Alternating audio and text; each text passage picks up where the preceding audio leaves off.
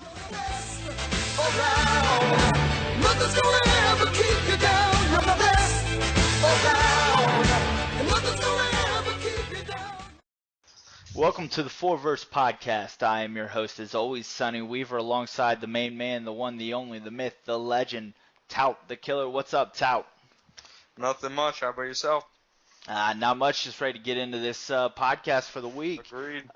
We got some good stuff today. A lot of new things going on. First of all, we'd like to give a shout out to the Extra Point Podcast. It looks like they made it 2 weeks in. Glad to know that they didn't die off after 1 week. They're doing some good stuff over there. I urge all of our listeners to stay tuned. I know it's sometimes tough to listen to them over there, but tough it out and bear with them as they work through the kinks. It's going to take them some time to learn how to do this thing right, but we support those guys over there, right, Tout?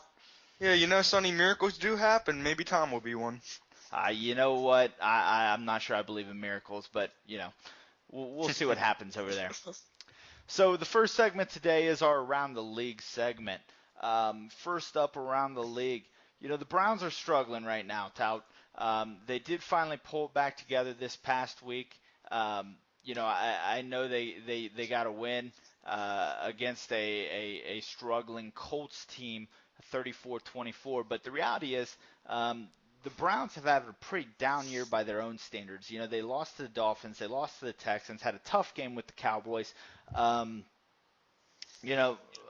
team that's been a playoff contender the last couple of years looks to be kind of fading in this playoff race. Yeah, it seems like they go as their QB goes. If he has a good game, you normally win. But when he has a bad game, and he has had a lot of bad games this year, they will lose at this rate. They need better quarterback play at this rate. Yeah, it's funny you bring that up. While their quarterback, Chris Wilson's putting up a lot of yards, he's also leading the league in interceptions. And an interesting stat there you guys will see up on your screen there is the discrepancies of the games they win versus the games they lose. Completion percentage, interceptions, touchdowns, things like that.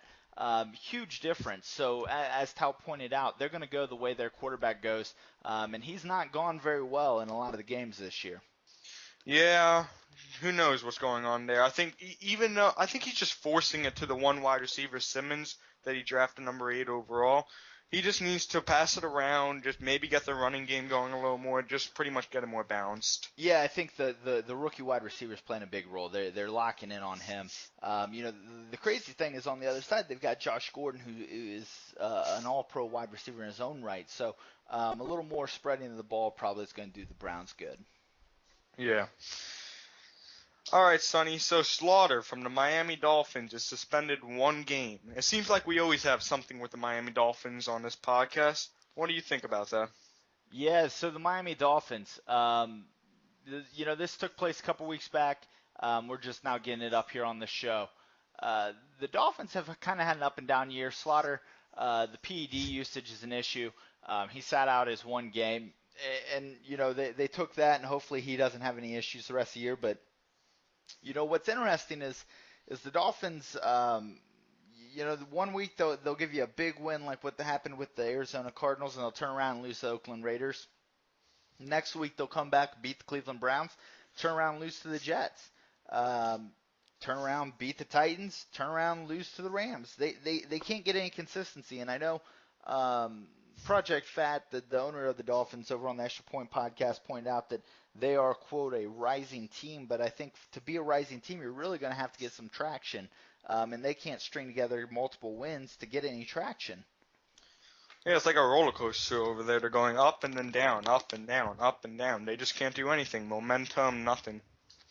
No, it's going to be one of those things where it's going to take them some time to really get some level footing. But if they want to stay in this race with the New York Jets and maybe even fight for a wild card spot, they're going to have to find some consistency and find it fast. Yeah, they don't have much time left at all. No. The next thing we're going to look at here is the San Diego Chargers. And the San Diego Chargers are the feel-good story of the year. They've been decimated each year by free agency. They're the revolving door of NBL when it comes to player development and letting guys walk. But right now they're sitting in a great position, 8-1. They've got the number one seed right now in the AFC. But I think that the big thing that no one's talking about right now is the play of their defensive end, Kyler Glass. He's got 11 sacks right now. We're through 10 weeks. This kid's on fire, and he's the linchpin of that defense right now. Yeah, well, first of all, congratulations to San Diego Chargers for having this amazing year. But talking about Glass for a minute, he's having a Geno Atkins-like year, but he's also not being heralded as Geno Atkins was. He's probably the most underrated defensive player in the league right now. Can you get through one segment without talking about your own team? He's not on my team anymore, though. Yeah, but you know what? You're just so self-absorbed you can't make it one segment without talking about your own team. This guy is way better than Geno Atkins could ever wish to be. Tell him when he gets 19 sacks. You know what? He's on his way right now to do that. Yeah, on his way. Hopefully he does. I would like to see that. Yeah. All right, so the next part, the underrated Lions. They just keep on rolling. They got a win over me this week. It was a hard-fought win by him. Great job. What do you think is going to happen with them? I think you just went back-to-back points there referencing your own team. That's what I think just happened. I said he beat me. What else was I supposed to say? Just always finding a way to work yourself in there. So the Detroit Lions. Beat me. I have to say what happened this all week. right. 8-1, Detroit Lions, Super Bowl champions, reigning Super Bowl champions, and no one is talking about them. I get it. Coming into this week, the Chicago Bears were undefeated. The New York Giants are undefeated. Everybody's talking about those guys. Watch out for the Lions. They've had one game that was off this whole year. They've got some big wins. I'm going to go on record right now, and we'll play this back, but I'm proclaiming the Detroit Lions are going to win the NFC this year, and they're going to be the representatives in the Super Bowl. You're telling me they can beat the undefeated Giants right now? They can beat the undefeated Giants. I have faith in them. I Okay, believe they did it last year. They might have last year, but this is different. They can beat Markel Ryan and the Bears right now? Yes, I believe they can beat Markel Ryan and the Bears right now. I don't think so, dude. We'll have to wait and find out. Yep. So that's our Around the League segment for today. We're going to go ahead and take a break here real quick. When we come back, we're going to get into the very first Sonny Weaver mock draft 1.0.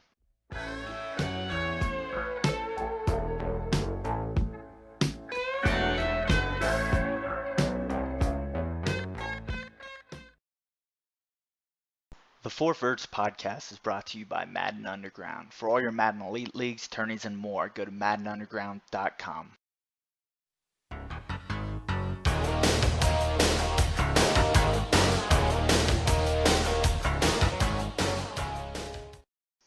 All right, we're back. The next segment here is going to be my very first mock draft 1.0. I know it's only halfway through the season, but it's never too early to start looking forward to the draft. What we got here up on the screen is the first 10 picks of my mock draft. Yeah, so Sonny, let's look at this. So you have the Ravens picking number 1 overall, and you have them taking left tackle from Pittsburgh, Kristen Gayton. Why is that so? So looking at the Ravens here, we got a lot of concerns. Any team that's got no wins at this point in the season, obviously, has a ton of positions they can fill. The winning teams all build from within. Christian Gayton's the best offensive prospect we've got as far as the trenches. Left tackle from Pittsburgh, big athletic kid. Strong kid. He's got the foot quickness and the hand speed to stop the speed rushers there on the blind side. They got a good quarterback there in Mason, and I think Gayton will solidify that line a little bit, give Mason a little bit more time to throw. I know Mason got hurt earlier this year playing the Bengals. He got actually hit off that blind side, so hopefully we can protect Mason there. Gayton can be that guy to do that there at the number 1 overall pick. Well, Delvar, if you're listening to this, make sure you take him. All right, so who do you think the biggest reach in the top 10 is going to be? The biggest reach, this draft's kind of crazy. It's definitely defensive heavy, but those top 10 picks are needing some help on the offensive side. We had to reach a little bit. I had to go all the way down to number 38 on my big board to find a wide receiver here for the number 3 pick to the Buffalo Bills, and that's going to be Alan Nunley, wide receiver, LSU. Nunley is a 6'2" wide receiver. He's kind of a do-it-all wide receiver. He can stretch the field. He's got great hands. He's playing in a pro offense there with Les Miles down at LSU. I like this guy. I think he can be a number 1 wide receiver for the Bills. The Bills are lacking some offensive talent. They need to find somebody to throw the ball to. You know, I know they got Jesus Bowers. They got a couple other guys there, but they're really not performing. So I expect Buffalo to look for a playmaker. I've got Alan Nunley here as the best possible wide receiver for the Bills to take. All right, so what about the rest of the draft? Any other highlights you think? You know, there's a couple things here in the top 10 that are kind of interesting, I think, for people. The first thing I'm going to look to is the number 7 pick. I got the Carolina Panthers going left tackle, which, ironically enough, is Romel Gayton. It's Christian Gayton's brother. While Christian went to Pitt, Romel went to Penn State. Both left tackles, great genes, very similar to his brother. His brother's got a little better feet. That's why we went with him at the number 1 pick. I really think Gayton, Romel could end up being the better prospect, but for now I had to take Christian there at the number 1 pick. But number 7, I really think the Panthers can't go wrong with the left tackle. Depending on what else is on the board, they could go a different direction, but we went with offensive line there. At number 9, we have the Texans going tight end Phil Miller. Phil Miller's out of Texas. He's a big athletic vertical threat. The Texans offense really is missing something right now. They could go halfback. I'm not sure if they would. There's a couple halfbacks already off the board at that point at number 9. But I feel like Phil Miller could give them that vertical stretch that could really open up that offense. And then the number 10 pick. We got Derek Griffin, left tackle from Texas A&M. So you'll notice I've got 4 left tackles going in the top 10 picks. It's a left tackle heavy draft. The lines are a little thin right now across the board in the league. Cardinals need some help. I could see the Cardinals going left tackle. I could see them going halfback with Richie Morrison going to the Buccaneers at 4. And Julius Dawson going to the Patriots at 6. I don't really have any first-round grades on any of the halfbacks there at 10. Derek Griffin's a little bit of a reach, but I think with a little time he could develop into an all-pro left tackle in this league. So those are kind of my highlights here from the top 10. Now, this is only the top 10 picks. I hope everybody stays tuned. We'll be releasing a special draft special this weekend where we'll cover all the teams. We'll talk about needs for each team and possible options there. So make sure you stay tuned for that as we go forward. But right now we're going to go ahead. We're going to take one more break here. And then when we come back, we'll have the owner and GM of the New York Jets, APV, on to give us a quick interview and sit down with us on the hot seat.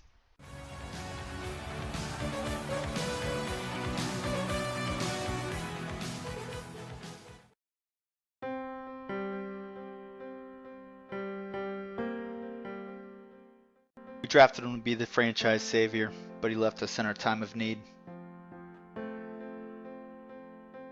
He gave the city hope. He could have been as good as you wanted to.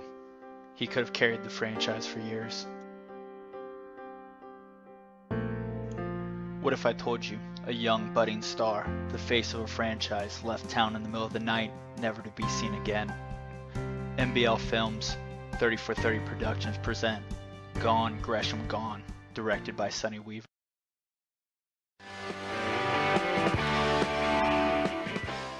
All right, we're back here. We got a special interview tonight. GM and owner of the New York Jets, APV. Thanks for coming on the show. Thanks for having me, Sonny. We're happy to have you on the show tonight. So, you're coming off back-to-back division titles, yet some from around the league doubt your ability to win it again. Specifically, the Miami Dolphins, one of your counterparts there in the AFC East. What do you have to say to them and the rest of the league that doubt your ability to repeat? The proof is in the pudding, back-to-back, on my way to a three-peat. All right, so for the past 2 weeks, we've known the Extra Point Podcast has been proclaiming the Dolphins as the new king of the AFC East. What do you have to say to that? It's pure bias. and you can't believe everything you see or hear. You know, their counterpoint to that is probably going to be that the Dolphins beat you heads up. I know you've got some big wins recently, but he does have that win. Um, you know, what would your counter argument to that be? We split the series. It was a great game. I actually had that game in hand. If it wasn't for slaughter on PEDs, I probably would have won the game.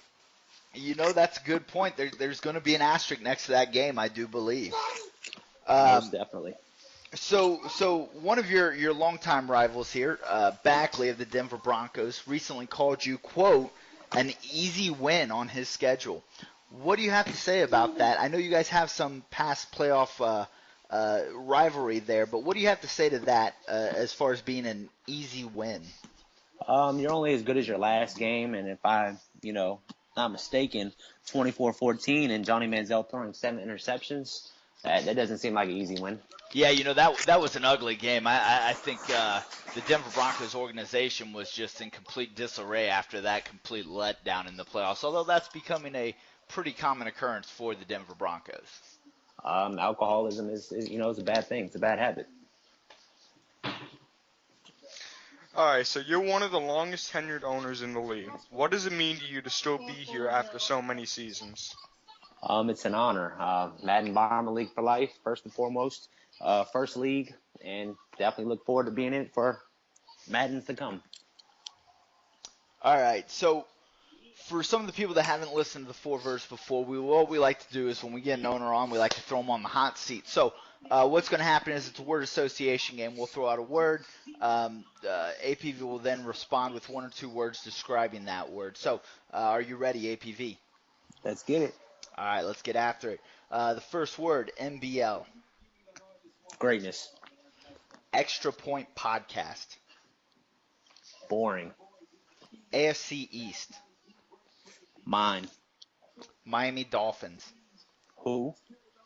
Playoffs. I'm there. Championship. Hopefully to get one soon. There you go. All right. Well, you're off the hot seat, APV. I thank you for coming on the show today. Hopefully we can get you back here again, maybe after a big victory over the Denver Broncos. Appreciate you guys. Thanks for coming on. And now it's time for the top 10 for this past 3-week period. At number 10, we got Dallas, San Francisco, week number 11. Rookie wide receiver Howe finds himself in the end zone, goes up, snags it for an easy touchdown. Number 9, week 10, Panthers at Broncos. Quarterback Johnny Manziel finds himself in the red zone, sees wide receiver Dent, gets the big touchdown. Broncos win 24-21. Number 8, week 9, 49ers at Detroit. Wide receiver Howe finds himself streaking down the sideline in double coverage. Aaron Rodgers finds him deep for the snag. He finds his way to the end zone. Doesn't matter, Lions win 24-21. Same game, 49ers at Lions. Game winner with 3 minutes left. Matthew Stafford finds tight end Eric Ebron in a short pass.